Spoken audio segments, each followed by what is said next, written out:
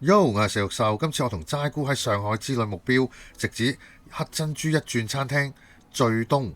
呢間店名來自陸游詩句日日最東嚟。餐廳已經連續4年摘得黑珍珠，主打中西融合嘅浙江台州菜。餐廳環境仲好有特色，門面低調，但入面另有乾坤。黑色主調配埋微粉色燈光，仲有一個靚靚雞尾酒吧台。聽聞老闆係想做中餐中更好嘅酒吧，酒吧中更好嘅中餐嘅理念。座位擺得唔算密麻麻，燈光夠晒氛圍感。入到餐廳個感覺都覺得好舒服。唔知啲食物又如何呢？餐前小食已經有驚喜，酒醋浸花生脆卜卜，咬落仲有淡淡酸甜酒味，越食越上癮。龍筋酸酸甜甜辣辣，口感煙煙韌韌，開胃到想飲多2杯白土茉莉氣泡酒。講到呢2杯酒，清香解膩，可以令到成個味蕾都醒晒。接住呢一個係重點推介，風生水起撈海蜇雞。手撕雞滑溜溜有夠雞味，配上脆卜卜嘅芋頭絲、爽口海蜇同埋豆芽苗，再加埋京葱絲同香菜提味，入口每一啖都充滿層次感。咁有儀式嘅一道菜，仲寓意新嘅一年順順利利，撈到風生水起。去到今餐嘅 MVP， 一定係呢一份黑松露紅燒肉，一碟有4件，每件紅燒肉都做到軟糯又有層次感。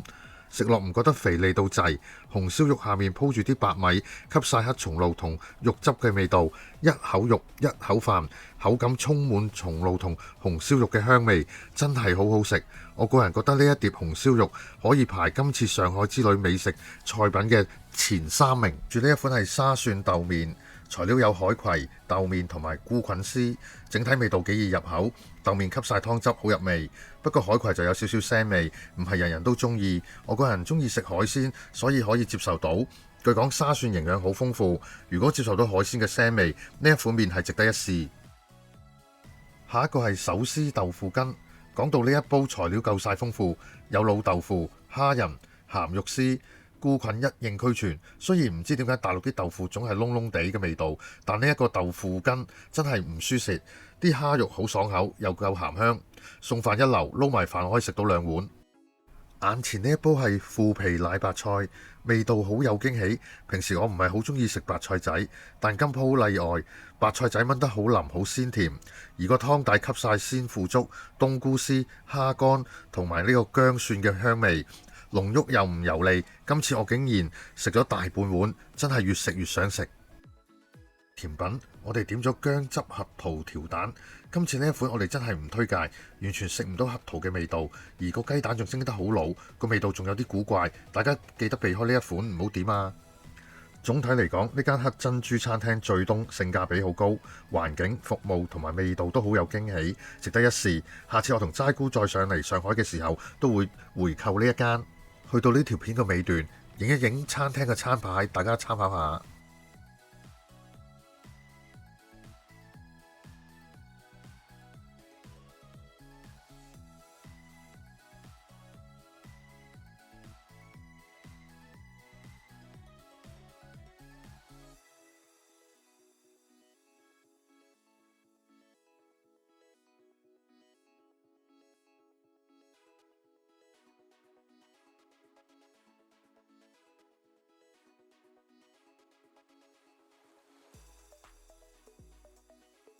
又到下集預告，我同齋姑去上海豫園步行街，密切期待。